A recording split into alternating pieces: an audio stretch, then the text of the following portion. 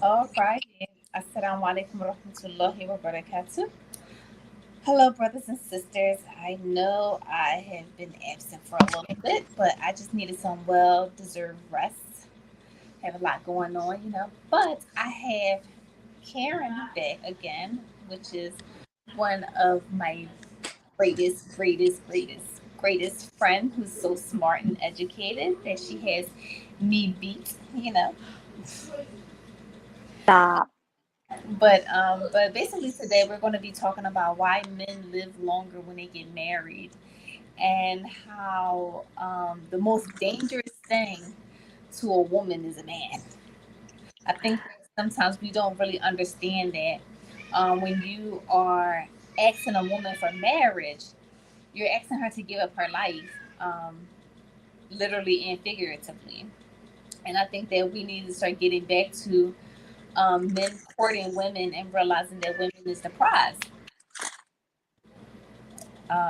So we're gonna go. I'm gonna let it go over to Karen so she can talk about the studies of why men live longer, because I think it's very important too. The benefits that people get from marriage, um, and to be able to appreciate the person who you're with because they're bringing more life to you. I agree. I like the way that you put that because although men do reap the greatest benefits from marriage when you compare men and women, and their health outcomes, mental health outcomes, and even financial outcomes now, which I'll get to later, um, people do in general benefit from relationships. So even though um, men might benefit more from marriage, it's not that women can't benefit from marriage and that they don't benefit from marriage, but there are things that um, have changed over the years that have made it less beneficial in some ways. But overall, relationships and what they found is that married people, not all married people, but happily married people, do tend to appreciate better physical and emotional health. Um, Although comparatively, that's going to vary from person to person. So, myself, as someone who um, tends to value a lot of alone time, that might not be the case for me, but it might be if I was in a happy, healthy relationship. But everybody's different on how much they value, an intimate relationship in their life. So that being said, um, it's it's it's not about. I guess I don't want to put this as, you know, that marriage is a negative thing for women, but what how beneficial it could be. You went out, Karen. Karen, you went out. We can't hear you.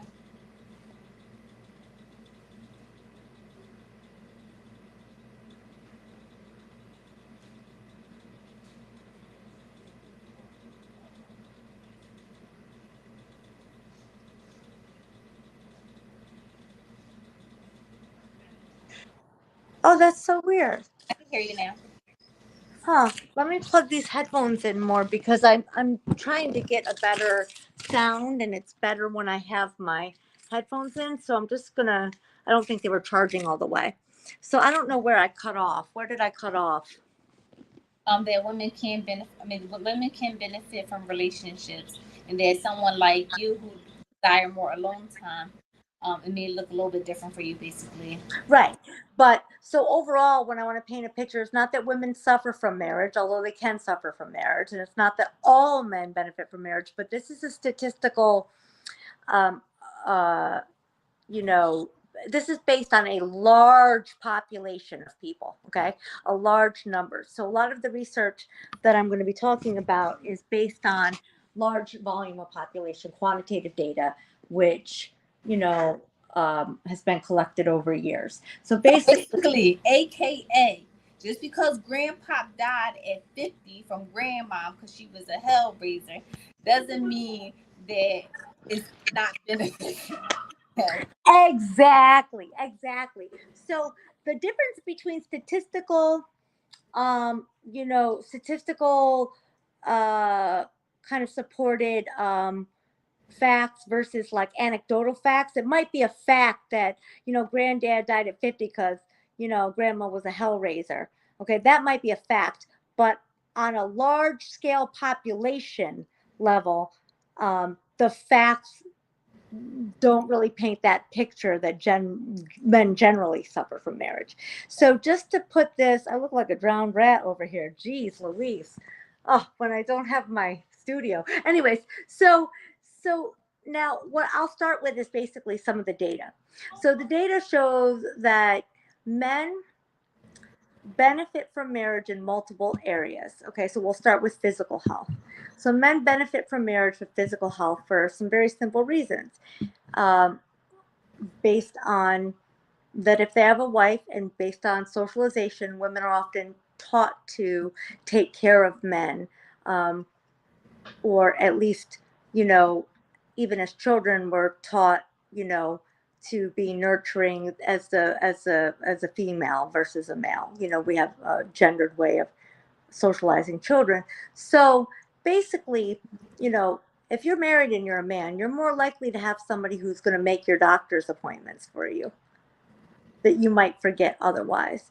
You're likely to have somebody cook for you. And even if she doesn't cook all the time, like, you're more likely to have somebody in the house that might be like, maybe you shouldn't eat, pizza for the 600th night in a row.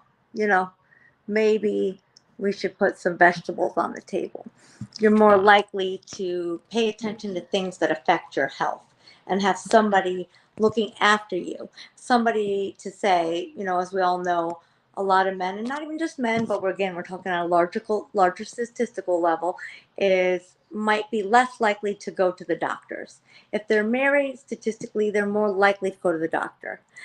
Even if their wife doesn't really care about them, but they care about the family unit, So even if there's a strife between a couple, think about that. A woman is always going to be thinking about her family unit, the father of their children. She might, even if she feels like she shouldn't have to remind him, be more compelled to remind him, hey, you really need to get your blood pressure checked. So those are things that, lead men to better health outcomes physically, more routine medical care, better nutrition. And then mental and emotional health is a big benefit for men. We live in a society where men, because of socialization, men don't really talk about their feelings. They're not told that it's okay to talk about their feelings. And that's not right. That's not cool. But that is, unfortunately, the way kind of we teach our young men that it's not okay to have feelings or not okay to cry. So they're not going to do that with other men. They're more likely to tell a female partner their feelings when they get close enough. And oftentimes what happens is then women end up bearing the emotional burden in the relationship, because although she might have friends to talk to, she's still, especially if there's children involved, is going to be it's going to provide more emotional support for the family as a whole, as part of her gendered role. Whether that's right or wrong, it just is. So men who have women in their lives, married, or common law or long-term relationships, are more likely to have less depression, less anxiety, and more overall feelings of emotional wellness and happiness. The other way men benefit is financially. So they basically did a study, and I just want to get the numbers on this to make sure that I give you the right numbers. Men actually earn more when they are in a marriage than when they are not. So recent research, and I just want to give you these numbers because I think they're compelling. It shows that, let's just get this. I had it up on my other device here. Give me 1 second. But that's fine, because why she's saying that, because what's is interesting is because Allah talks about in the Quran that when you get married, He increases your risk. So this right here, this seeing this study is confirming what Allah subhanahu wa ta'ala already told us 1400 years ago, that being, when you get married, it raises he increases your risk, so that you can take care of your family, and things like that. So, I think that, people being afraid about marriage because they can't afford it or anything like that, your risk will be increased when you get married and when you have children and things like that, because that's what Allah subhanahu wa ta'ala said. That's so interesting because, we were talking about this the other day when we were listening to the podcast about how science, how the Quran supports science and vice versa. And there's just so much that I'm learning. I find it amazing. So when they did some research a few years ago, they found that after marrying, men typically work harder, smarter, and more successfully. They are less likely to be fired, and they make about 16,000 more a year than their single peers or other with otherwise similar background. In general, marriage seems to increase earning power of men in the order of 10 to 24%. It's what they call the marriage premium. Yeah, isn't that interesting? They call it the marriage premium. So, that's basically like, if you think about it, sorry, I just totally lost my train of thought. Okay. The other thing is that with the health part, when I was mentioning health, I brought up the study, so now I can say some exact things. Men who are married live almost 10 years longer than men who are not married. So these are some hard facts. Their immune systems function better, and also they tend to have better sex lives. So there's a misconception. A lot of men don't want to settle down because they feel they'll miss out on something. But ultimately, men who are married, even though a lot of men might think otherwise, they have better sex lives on average, which also leads to better health outcomes and less cancer and all sorts of good things. So on the other hand, though, marriage disproportionately can negatively affect women, because for every positive effect that men get from a marriage, it does emotionally and physically tax a woman.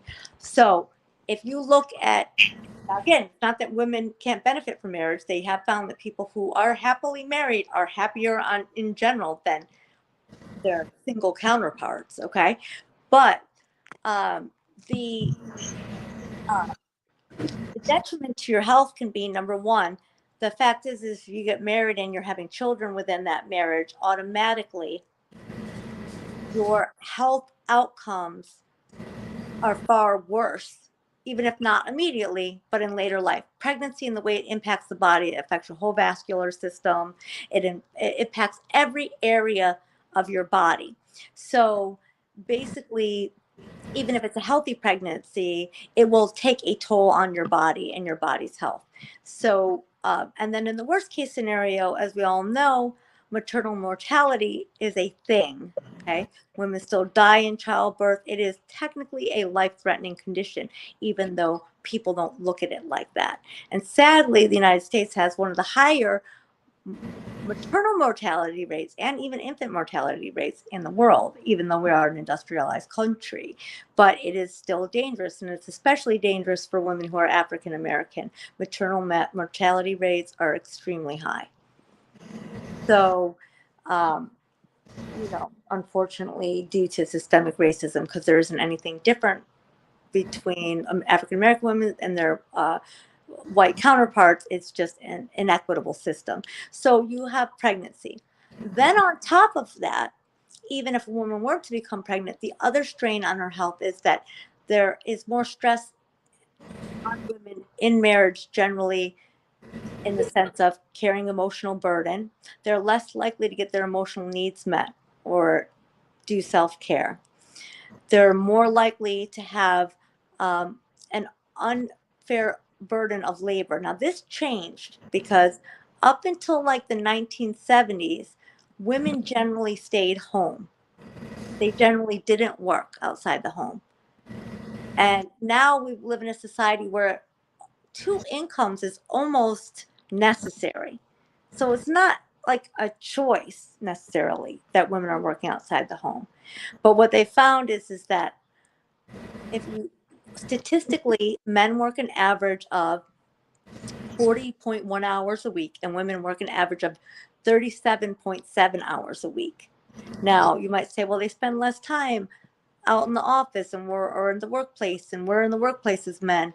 But sadly, the almost 28.2 hours of domestic labor that they perform in the home means they're almost working two jobs. Now, it's not that the men don't help in this, because they've actually calculated that men outside their 40-hour a week jobs do an average of anywhere between, like, I think they said 12, I have to look at it, like 12 and 17 extra hours of labor, but that's not a whole other full-time job. So if you have a woman that's working outside the home, has children, and is working almost 40 hours a week, and then a whole 28 more, almost 30 hours more doing domestic duties, that's somebody who's basically has the burden of labor is much higher on the female. And then what that does to your body, your emotional health, your physical health, and everything, it's very demanding. So those are the risks to the health. Now, the biggest risk to a woman's health about getting married is domestic violence. Now, people don't think that it will never happen to me, or I don't, that's, people don't believe in the severity of it, but actually 1,850 women die a year at the hands of a man. And 85% of that, roughly 85 to 86% of that, is from a current spouse or a former spouse. So the other 14 to 15%, that's just some random serial killer, okay? But the rest of the time, it's somebody they are in a relationship or were in a relationship. So death is the worst case scenario. On average, 5 women a day die of domestic violence. That's a lot of women, 5 women a day. We don't hear about that often, but it is literally, men are a huge threat to women's health. But it's not also that they aren't a benefit either, because I want to make sure that I'm putting that out there. But these are just the cold hard facts of the way that it is. This is numbers. This is not biased. I literally, these are just the numbers. So when you look at it, women are putting a lot on the line to be in relationships with men, but they will benefit greatly if it's the right relationship. But then you have to say, well, she should choose carefully then, because literally a lot is at stake. So the last thing I want to say is that, before I have more of a discussion, is that, oh my gosh, my mind just totally went blank. Oh, it's that the biggest gain that women ever got out of relationships was financial. And so the 70% of divorces are initiated by females, and that's the low end of it. Some averages are 85% of divorces are initiated by women. And a lot of people attributed the divorce rate for a long time to multiple disintegration of the American family, all sorts of things. And not that these factors aren't relevant, but what social scientists have seen by doing all of the studies on the way marriage affects people and the benefits, women, the prime benefit for women of marriage up until the late 60s, early 70s was financial. Now women on average are earning more and more, and often out earn the men in their life, which means what?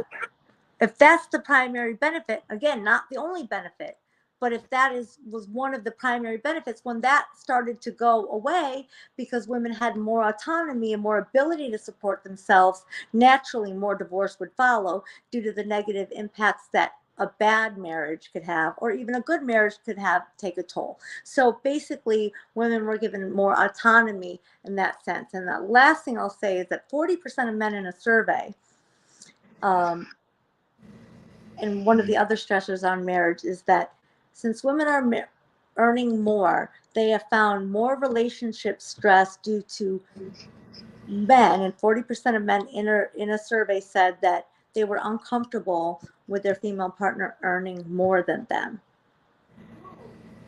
And with that layer of discord, so if there are two earners in the home and the woman is earning more, that could put added stress on the relationship. And even though it wouldn't be necessarily a disadvantage for the male, they might not like it, it could be more of a disadvantage for the woman in the relationship. So it's kind of like a double-edged sword. Yeah, but you know what's interesting though, because you know, when us, when I say us, us as Muslims, if we follow the example of the Prophet sallallahu alaihi wasallam, Khadijah was rich and the Prophet wasn't, and he was secure in his marriage, and he stayed married to her until she passed away. So it's no threat to your manhood or still being a leader in the Qawam in a marriage because your wife makes more. The point of being a Qawam is leadership. Leadership doesn't always boil down to money. Right. Because if you are a someone who have skills, like you have skills, you have aspirations, you have resources, and it's like the only thing you was maybe lacking was money, and then the wife come along and then can add to it and mix together, it can become an empire instead of it being like hoarding. It's not a threat. And granted, I do know, especially like I can speak for my community, sometimes women will use finances to have a man. They'll pick someone who don't have money, that can't go nowhere, but then you wonder why you're unhappy in the relationship with that kind of person, because they have no ambitions, goals, or desires to do anything. Right. So it's nothing wrong with your woman making more. It's nothing wrong with your woman contributing financially to the home. It's just, it has to be a balance in what that looks like. Because also the Prophet sallallahu alaihi wasallam, he sold his own clothes. He did household chores. It's ridiculous that on average men do 12 to 17 hours household, and women do 35 but still have a job. And then men think that being a stay-at-home wife is not a job. Oh yeah, that's the other thing that impacts your health. So even if you were doing domestic labor only and you weren't working outside the home, domestic labor is like underestimated for the stress and strain that it puts on your emotional health and your body. Because even when women weren't working outside the home, one of the primary complaints is less socialization with their peers. They're more isolated. So it's almost like if you were to not be able to work outside, not have to work outside the home, it still comes with a drawback too. So that's why I say it's almost like a double-edged sword, where if you work outside the home, if there was a more equitable division of labor, it would be different. But with a less equitable division of labor, where women are doing almost a whole other full-time job outside of work, that's where the detrimental effects of the health can come in. Yeah. So I think that, what are some solutions to, these divisions, and I just think that it's really emotionally supporting. Being more emotionally supportive. That goes a long way. Even if a man was like, I don't want to do no household chores, but emotional support is like huge. Yep. And that's the big leap there, is that men aren't really actually raised to be emotionally supportive in I'll just say in America, because I don't live other places, and I won't say in every culture because I don't know all cultures, but pervasively, the role of men in our society hasn't been one where their emotions are particularly supported, okay, until they are like older, and then there's some woman, hopefully their mom will, but we raise, unfortunately, we as a society, we have had various roles, like not really the whole men don't cry thing and all that, and then they grow up and they aren't okay with expressing their emotions. So then they have a woman they can express them to, and that woman will understand them because she was raised to at least be a little more in touch with her emotions. But then how does she get the support she needs emotionally? So I think for couples to have an emotional give and take, it might be harder for the man in our society to learn that giving role, but I think it is very possible. And that to know that their worth doesn't just lie in money. And especially nowadays, it really doesn't, just for real. Okay. So that's what else needs to come to the table. And it might be hard, but it is very possible because emotional support is really the prime benefit for both people ultimately if they're in a relationship. Yeah. Because what does stress do to the body? Raise adrenaline. Oh, cortisol, adrenaline. So if you have stress, or do you want me to explain it? Sorry. Yes, because you do a much better job. Okay. So every time we have a stress response, so we have 7,000 stress responses a day, and that's normal. We should, because if you're about to step in the street and a bus is coming your way, you're going to be stressed. And when you are stressed, your body produces adrenaline, cortisol, and a whole bunch of other things. But basically, it gives you the fight flight response. And you need to be able to fly out of the way of that bus. Okay. So the problem is when people have more than your average stress response a day, where extra stressors, so your hypothalamus, pituitary adrenal gland axis, it's called the HPA axis. It's where your brain meets your body. So basically, your brain says danger, and then it connects with your body, and your adrenal glands produce tons of adrenaline. That's where you get that rush from. You know, your pituitary glands produce a ton of cortisol, which is later converted into cholesterol. And cholesterol gives you what? Heart attacks. Okay. Strokes. Yep, strokes, all of that. And bariatric acid, which is why some people, when they get anxious, they go to the bathroom. Because it's basically your stomach gases and fluids, they increase. So every time you have a stress response, you literally, your body goes through that. 7,000 is normal. But above that, if you're not getting the emotional support you need and your stress levels are like up here, you're going to die of a heart attack quicker, which is also why men who are married live 10 years longer on average, is because they have lower levels of stress. Stress, chronic stress also impacts your immune system. So you're less likely to be able to fend off disease. So you guys gotta get the stress out of your life. Get the stress out of your life. And emotional support is a really important aspect of a healthy relationship. And that's why when people are in healthy relationships, they do better than their single peers. Okay. Not that people who are single can't be single, because some single people are weirdos like me. But like, you know, everybody has a different set point on how, what they need in terms of relationships. Okay. So on average, though, people do better when they have the emotional support of others. Okay. So if you have the emotional support of others in a partner, and that's really, if you looked at marriage as the ultimate, the best of what it could be two healthier people. Now, the man's always going to be healthier than the woman. I'm not going to lie, but like, at least it's two healthier people if both do their part. Yes, because I also wanted to add, like, even the high blood pressure and all of that, but it's also diabetes. It's also pain because you're not sleeping well, so your body's not able to rejuvenate and heal when things have been happening throughout the day. That can, you more like to get cancer because your body literally becomes toxic, a ball of toxins. Yep, that's the truth.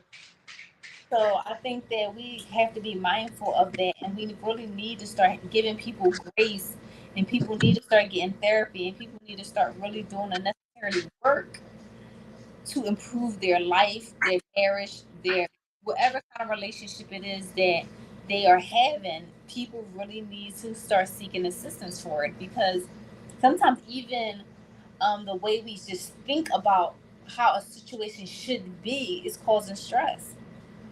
Yes. And that brings me to my other point. An unhealthy relationship is almost the worst impact on your health that anything could have. So when somebody is in, and this is where people underestimate the the impact of emotional abuse. Okay. So a lot of people don't understand emotional abuse for what it is. A lot of people think emotional abuse is a regular relationship. Would you agree, Zafira? Yes, I agree with that, but it's not. But it's not. So what when somebody thinks that a regular relationship, oh, a regular relationship is a roller coaster. All relationships are hard. Of course your emotions will be up and down. Of course we fight. Of course, of course, when I was upset, I went through his phone, of course, I, you know, um, told her I felt like I could never trust her. And basically, whatever it was, like when we use absolutes when we're talking to people, or I think what happens is that people think these things are normal, but they're not. Okay. So this is a good this was said to me once, and it really makes a lot of sense. It's easier to leave a good relationship than a bad relationship. And people might wonder why. Well, in a good relationship, you just might not mesh. Okay. You might not you might like each other, but not that much. You might have a healthy level of respect for each other. You might have even loved each other, but you're just more platonic now. You're not feeling that, there, whatever it is, or there's differences in belief systems, but you still respect one another deeply.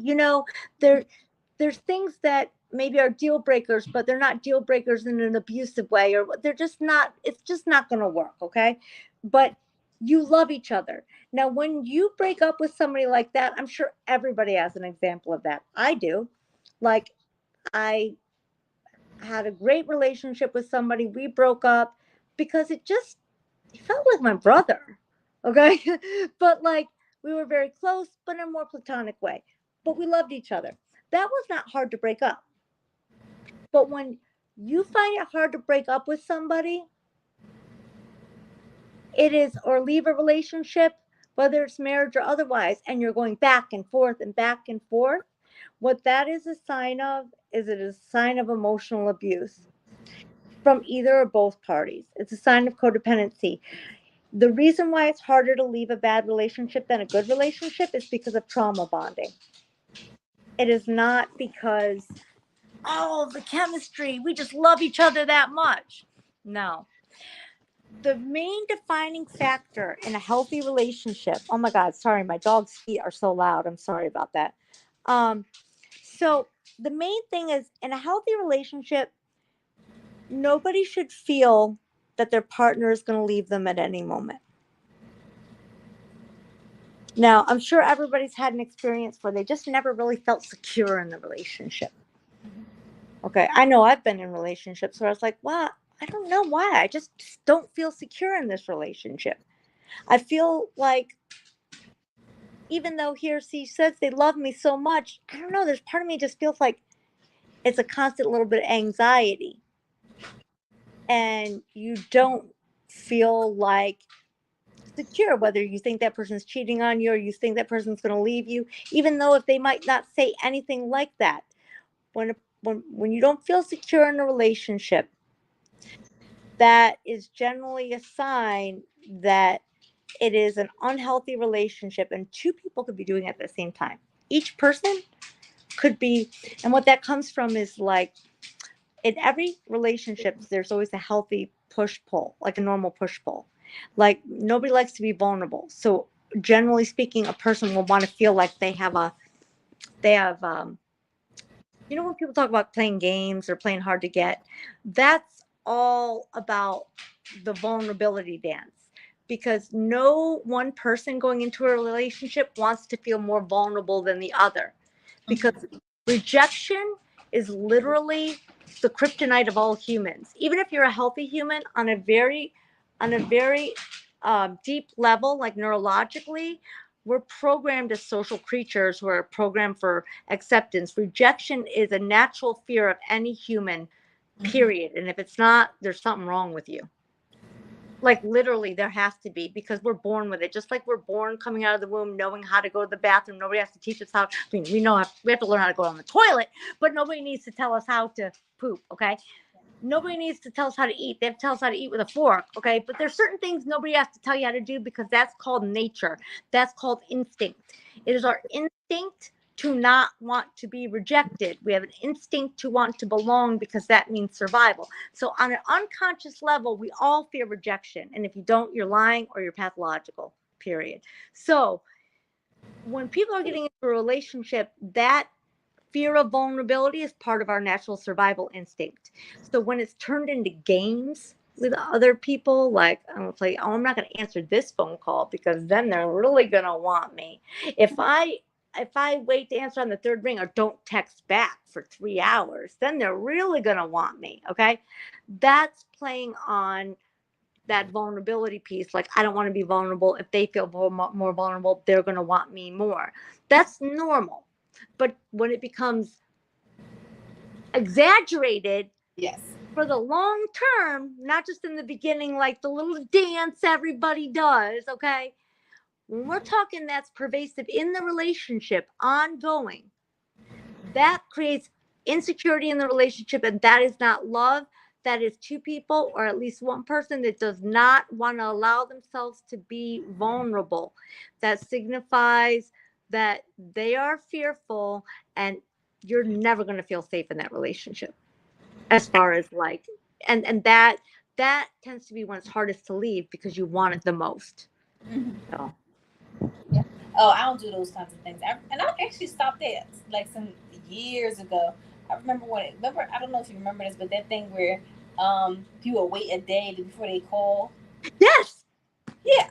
Yeah, you call me the next day. I don't remember you. exactly. That'd be me. Like I'm like, oh, I don't remember you because you was interested, and then you want to hold this head waiting game. No, I don't have time for that.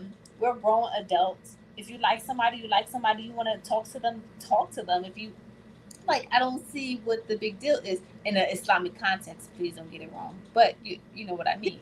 Like, Yes. but those kinds of games is for children. Or adults with attachment disorders. No, I'm saying they for Yeah. them. It's not. No, but no, I know what you're saying. They are for children, and the only people who don't outgrow them are people who have difficulty with attachment and Yes. fear of rejection. So they will make sure you fear the same thing they fear, and that is the definition. If you ever question, and anybody who's running through their partner's phone, it might not even be because that person is really cheating on them. It might be because this feeling of insecurity is gendered in the relationship, or they already have that with them and then they're trying to control their partner. Either way, the fact is that the games that are for children haven't ended because of their own insecurity, or for both parties' insecurity, and that is deeply troubling. That's not a healthy relationship. And what she's speaking about as far as the attachment piece is there's four kinds of attachment. You have secure attachment, disorganized attachment, anxious attachment, and what's the last one? I can't remember. Reactive attachment. Yeah, and reactive attachment. I feel like it's something else though. They said it as something else. So there's secure attachment, insecure, dependent. Dependent. Yeah. So So like a secure. So I truly don't believe that anybody has a completely secure attachment. Absolutely. I fundamentally believe that's impossible. If you're a living, human, breathing person, in human, living, breathing families, no one is perfect. Intergenerational trauma. There's no way that anybody can have a completely secure attachment style. However, to varying degrees, people can have, the worst case is reactive attachment, which is what you see in Romanian orphanages. For a long time, they would show these kids rocking back and forth, hitting their heads on the cribs, because they weren't being touched enough. Human touch is necessary for attachment. And so in those worst case scenarios where they were even deprived of human touch, they basically, what happens with reactive attachment disorders, they grow up to be adults with sociopathy. They grow up to have very little empathy for others and no ability to attach to other humans. So that's the worst case. Dependent attachment, if you have an insecure attachment because you had some trauma or some neglect or even great parents, but they struggle to validate you. Okay. Yeah. So you might have a dependent style where you're depending on another because you're so afraid to not have an attachment. You might be clingy in a relationship. Or you might be disorganized, which is like clingy sometimes, push away. That's a whole push pull thing, or you might be avoidant. So for a long time, that was my attachment style. Now I can make a secure attachments and friendships. I even got married. That was a bust, but whatever. The fact is that for some people like myself, it was just avoid, and then there won't be rejection. So that the best thing a person can do is look at their attachment style and say, this is my attachment style. How can I change that? Therapy, like Zafira said, at the end of the day, the stress that an unhealthy relationship is going to put on both people, whether you're a man or a woman, you might as well it'd be better to be single the rest of your life, because the stress hormones that you're going to produce are going to lead you both to an early death, and a miserable early death. Absolutely. No, but it's the To be truth. dark. No, I think that people really need to get that and really understand it, because they stay in these relationships that are detrimental to them emotionally, not realizing that it's detrimental to them, period. Physically, even. So from emotional, mental, like, you ever be so stressed that, one, obviously, I'm quite sure people have this, you get headaches, your stomach starts to turn, and you feel sick all the time. But then on top of that, your iman starts to suffer too. And then you wonder, like, why you don't feel connected to Allah subhanahu wa ta'ala, why you feel like you're not doing some of the things that you used to do. And then it just impacts literally every aspect of your life, even financially, because now you're going to work and you can't perform like you were, and you may start losing jobs, or demotions, or anything like that. And then it just recycles. And then what happens is, if you have children, you start to abuse your children, and then the cycle starts all over again, and it continues to get passed down. People have to do the work. Yeah. And nobody wants to do the work, because everybody wants to point the finger.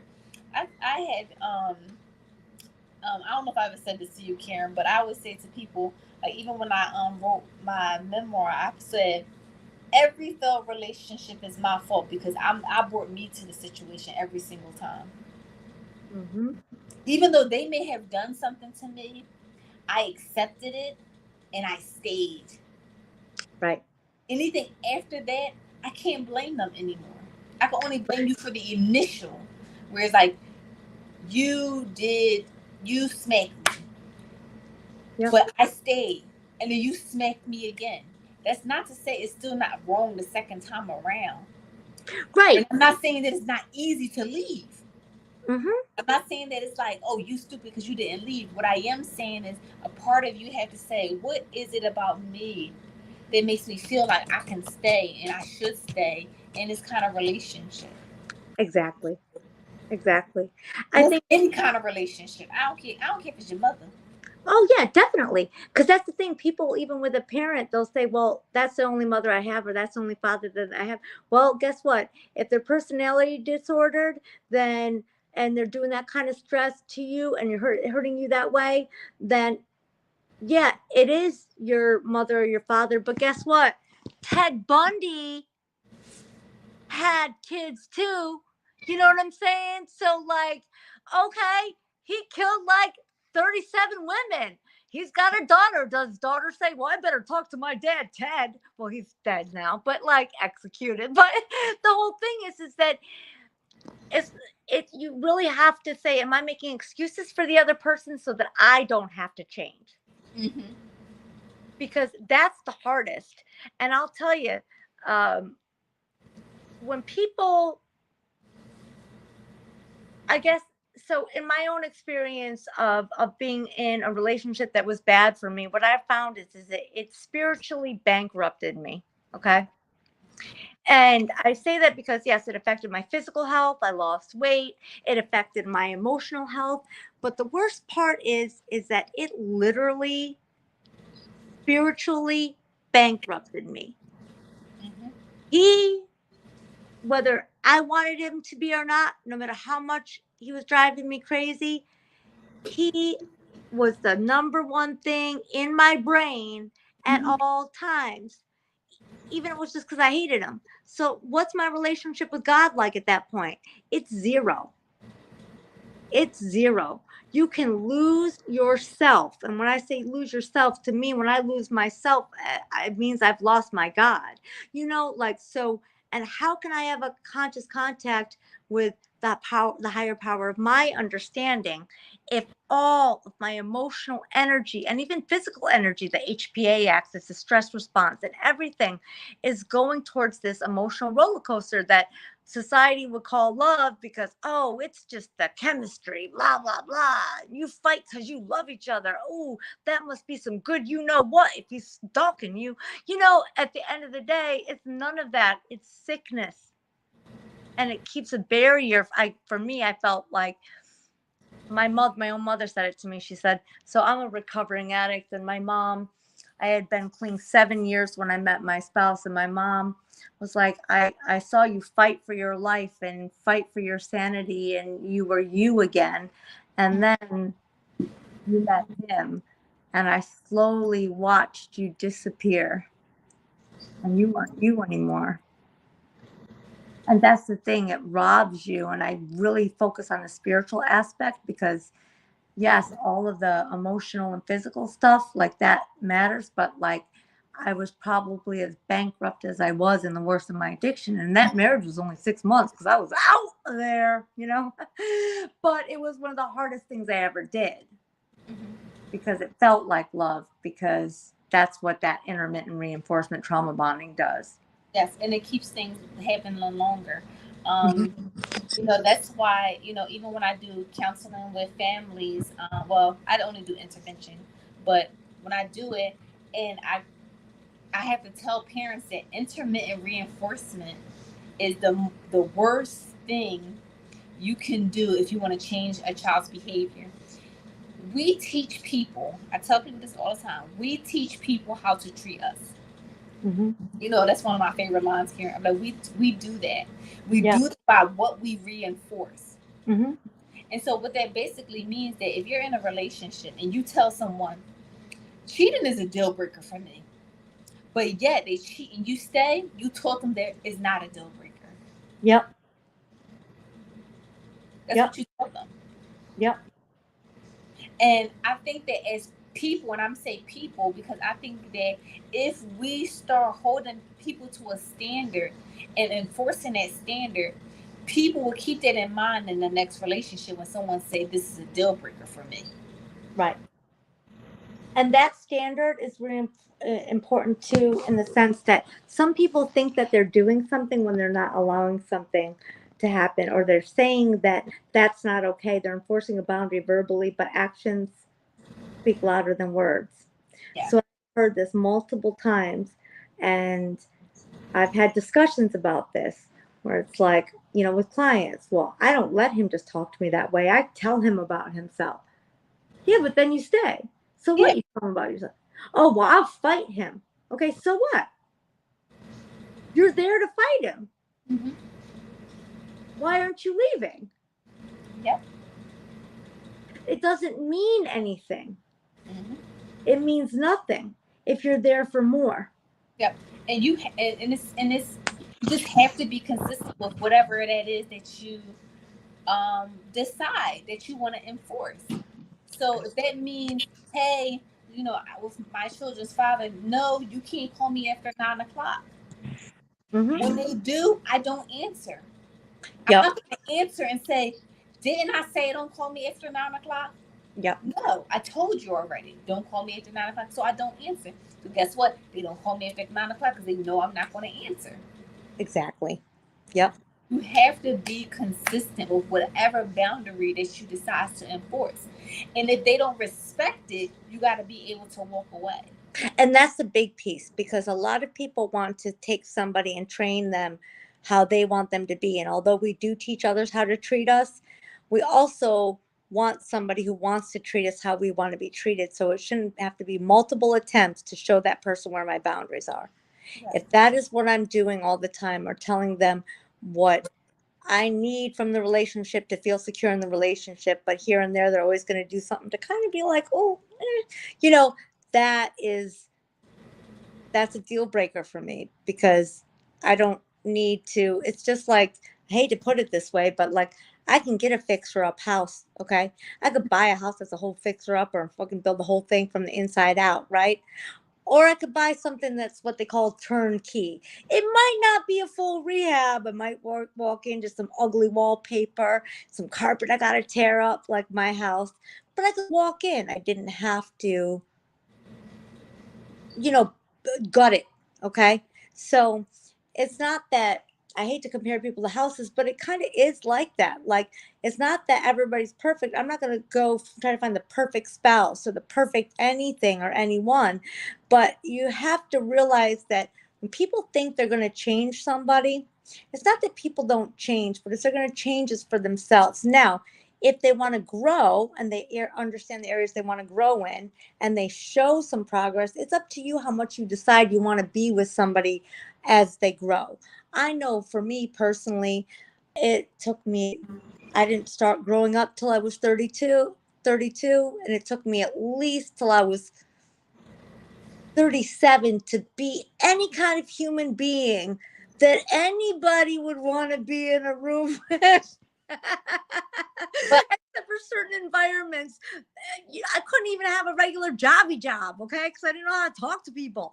So it was like I was a feral animal. So basically, you know, if it took me that long, at least 5 years to be house trained, okay, then another few years to be more emotionally together, we're talking, okay, that's like on average, minimum, it's going to take 5 years for a person to be to make the changes that they want to make, much less that you want them to make. So how much time do you want to invest? Like, what kind of fixer upper do you want? So it's so funny because I just want to make something clear and distinct. Because one, if this is something, so it's a difference between something that you want and need in a relationship, right? If you're asking for somebody to change, but it's a whole different thing if it's values. Oh yeah, when you meet someone that does not have the values that you have, just pack your stuff and leave and walk away. Yeah. So, for example, like say, you have a value like cheating, because that could be a value. Like this is a value of mine, right. And if they are a cheater, cheating is a value of theirs. Exactly. Mm-hmm. Now, it's a certain thing where you say, you know what, I like when you hold my door open, or I like it when you talk to me softly, or you say Quran to me before I go to sleep, or something like that. To me, that's something that you could say to a partner, like, hey, can you do this for me? But when it comes to values, and I want to stress this, is the difference between asking your partner to give you something in a relationship to be secure in a relationship, and it's a difference between a value.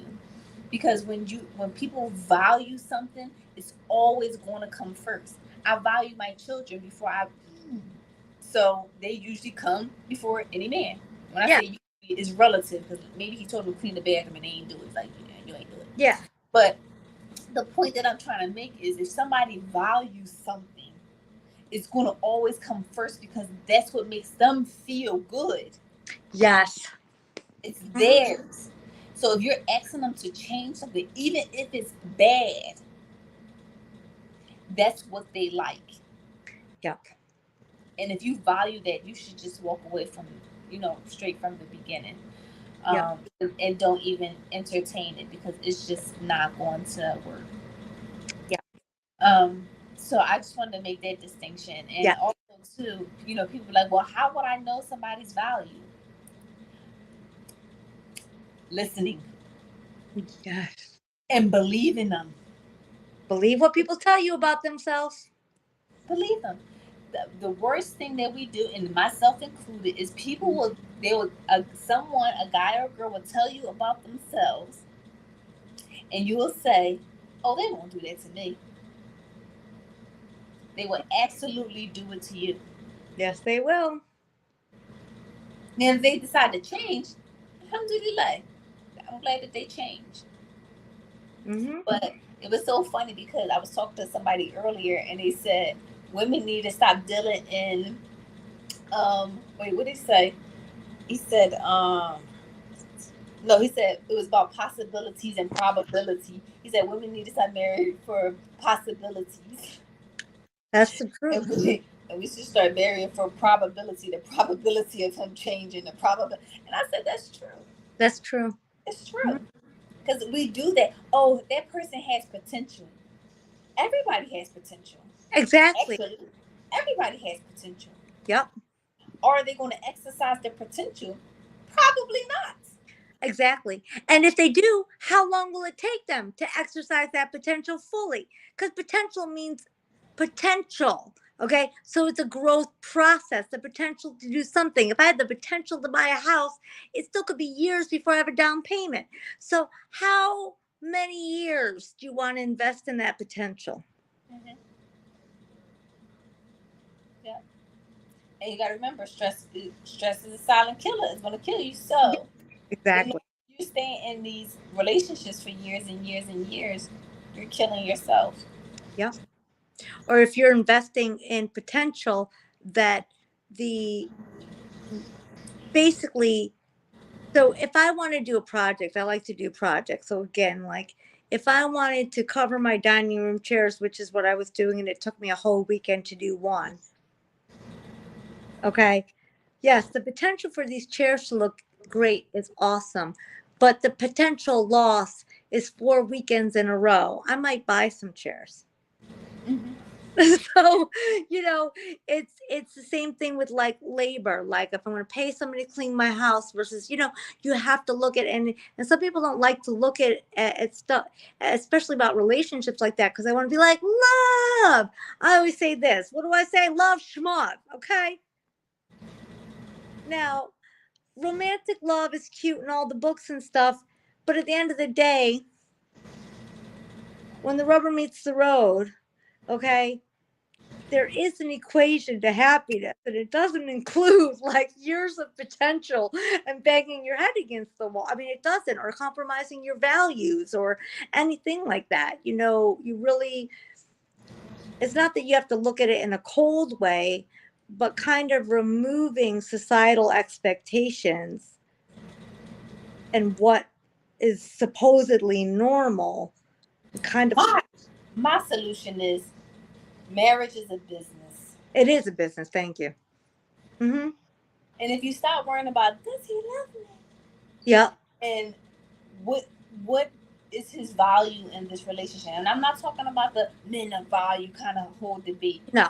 I'm saying what value do he bring to the marriage? Meaning, I always tell people this, women especially. I hear a lot of women like, I can't submit to a man. They don't have no direction. Then why did you marry a man with no direction? Right. Mm-hmm. Like, so my thing is, if you are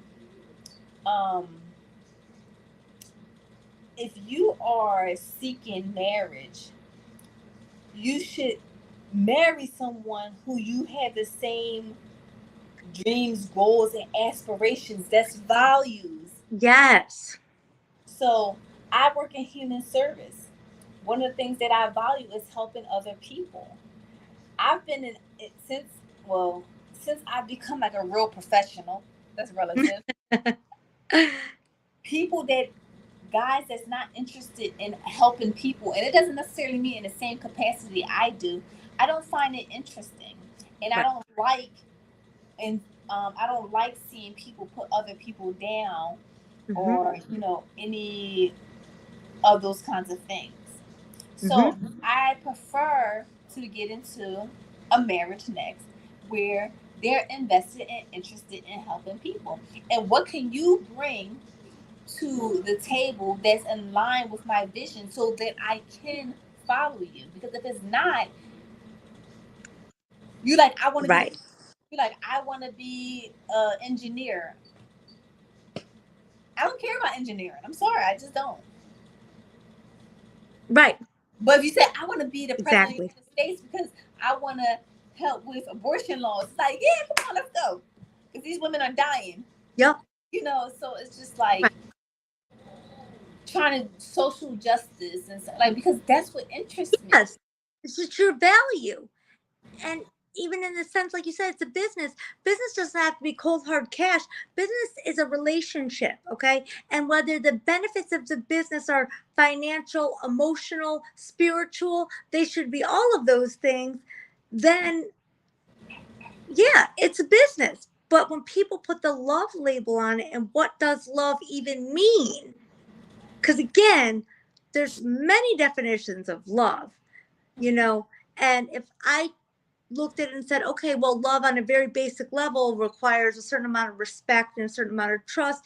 Those things go into business partnerships as well. Like you're growing something together, a unit, a corporation. Marriage is a contract in a sense, in our legal government sense. So basically, it's not, I don't think it's even unromantic to say it's a business, but it just sounds unromantic. But, you know, but really, it's an investment. You taking care of me. I have children. I'm taking care of the home. I'm extending your life. You know, all those good things. And if you bring your own value to the marriage, whatever that may be. Mm-hmm. You know, it's not one marriage that I've ever been in where they can't say that I was genuinely interested in them growing as a person, whether that's professionally, emotionally, or whatever the case may be. No Mm-hmm. one can say that because I value growth. I value growth. And if I meet someone that's don't value growth, it's never going to work with us. Yeah, never. It's never going to work. And I'm not in the business of changing anyone. I used to try to do that, like, oh, maybe I could just do this, you know, because it'll be good for them. If they don't realize it's good for them, I can't help you. Exactly. Yep. Yep. So I find people that's into the same thing that I am. You know, are you interested in growth? You know, I was married to a guy. I ain't gonna say how long because that's neither here nor there. But I was just like, you stagnant. You're going absolutely nowhere. This ain't gonna work. Yep. Exactly. Because I'm gonna keep going. I'm gonna keep going. I'm gonna keep going. And I find that regardless of how secure men say that they do get insecure when a woman starts to excel Yes. in whatever it is that they're doing. Because they feel, then they start to feel like, because it's just human nature. They're going to feel like they're not worth anything because they are not going anywhere, but they don't realize they're not going anywhere because you're not doing anything. Right. And while they're focusing on what you're doing, so that was one thing in my marriage when I got my CAADC. That was my first clue it could be a problem because he was like, I'm like, I got it, and he was just like, oh. Listen, I think I told you this when I got accepted for my master's program. My husband was like, "You over there getting your master's degree while people trying to get their bachelor's." Yes, you told me that. Yeah, that's. And I'm looking at him like, the only reason why I went to go get my master's is because you dropped out of your bachelor's again. Oh my God. I supported you. I said, go back to school. Don't worry about your son. We good. I'm going to make sure that he's picked up and dropped off at daycare. I'm going to go to work. You just focus on school. You dropped out. Right. And if you're not going, then I might as well go. Exactly. Yep. So, you know, you just have to marry someone or be with someone that has the same values. And what I mean by same, it doesn't necessarily have to be like, I like ice cream, he love ice cream. I like cherries, he like cherries. No. But just similarities in the same interest in things. You know, it don't have to be, and it doesn't have to be everything. Because again, it just needs to be values. The basics. Yes, like the foundation. That's it. The Exactly. foundation, the things that stand on a relationship, that needs to be the same. I'm a Twilight fan. I'm not gonna say, oh, why my spouse don't like Twilight. This is a value of mine. This is Twilight. Come on, Exactly. Yep. like come on. And the biggest But for but both. a value is of mine is taking interest of what stuff that I take interest in. So Yes. it may not necessarily be like I like Twilight, but at least watch one of them with me. Like, Yes. and you can say that was whack. I don't like it. I ain't watching the rest. And I'm like, all right, thank you for trying. You know, but not like everything that I like. Just take an interest. Well, yeah, and that's the biggest thing is that the value there is being interested in you. Yes. And that's the thing. What you like, he might not like. But if he's interested in you, he'll check it out. Doesn't mean you have to like it. But like that's the thing, is showing interest in you. And that also is what makes people feel safe and secure in a relationship, a genuine interest in the other person, you know. And that often is lost when people are more self-interested than they are other interested, and those are the things that lead to stress and unhealthy relationships. And quite frankly, and this is the thing, I'm going to say this, and this might seem a little radical, but I'm just going to say it, like a lot of people, listen to my dog over there crying in her sleep, she's having a nightmare.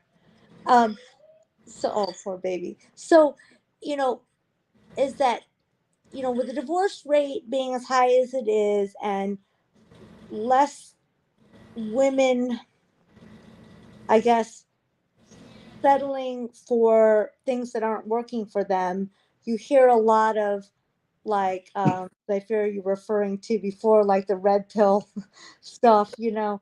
Um, it's basically like this. Those those red pill podcasts and those things will continue, and there's a lot of men, I think, that do, and I've talked to them and met them, that feel disgruntled, who feel like that women are, you know, basically not the enemy, but not, you know, that they've lost their idea of what their role is, or what, who they are, and who the catch is, and how somehow the man is the prize and all this. And I think both people are the prize, but at the end of the day, when you do the hard cold analysis of who benefits the most, okay, any rational person, whether they're male or female, could look at the statistics and say, you know what, like, maybe to get that wife, I need to up the ante just a little bit, because it's in this, the way things have changed societally, and that women can stand on their own 2 feet. Maybe I got to bring something else to the table, and maybe I can work on that emotional support end or something, because that's really what it takes, something, you know. And it's not, I mean, I'm saying this as a woman, so maybe it will fall on deaf ears for men, but I've, you know, I know there's other men who feel like this too. And I know that, like, my parents have actually been married for 52 years now. And it's actually a healthy marriage. And most people can't say that about people they've known. A lot of people know people who've been married forever, but they don't know happy people who've been married forever. They know people who get angry and fight, you know. But, and it's not that my parents don't fight, but I'll tell you what, the one thing that my mom taught me growing up, she used to say, relationships are work. Okay. But she didn't mean like work is in dealing with bullshit and fighting all the time. Although they did fight when we were younger, and they went to counseling, which was really crazy in the 70s, you know, but they went to Christian counseling. So I think that's what opened the door, because it was through their church.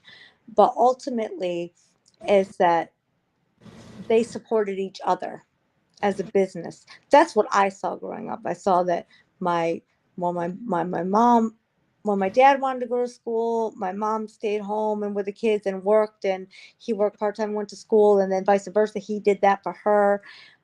It was mutual respect, and I saw two people who grew a lot. And that's how you can have happy. I think both people have to be willing to. You can be very different people, and there are very different people, but you have to be able to offer the other person something. Absolutely. Absolutely. So, with all of that being said, women treat your man good, men treat your woman good. That's right. All right. Bottom line. So, thank you, thank you, thank you. I really appreciate it because, see, she's much better at explaining like brain stuff. I be lost. I be like, yeah, okay, yeah, the brainstem. All right, got you. The animalistic part. What's that called? The reptilian part, the limbic system. Yes, limbic system. Like I don't know. Listen, Oldest part of the brain. I don't know that, but I can help you do other stuff. And she's an amazing clinician. Oh, thank you. So I will always recommend her. She's crazy, I am crazy, legit. but unfortunately, it makes life so much fun. It makes life so much funner. If you only knew me when I was still feral, I'm not even kidding you, man. Spicy. She called her feral. But it was a pleasure speaking with you as usual. You too. Thank you for having me, as always. Yes, so I will talk to you inshallah later. Later. Bye-bye.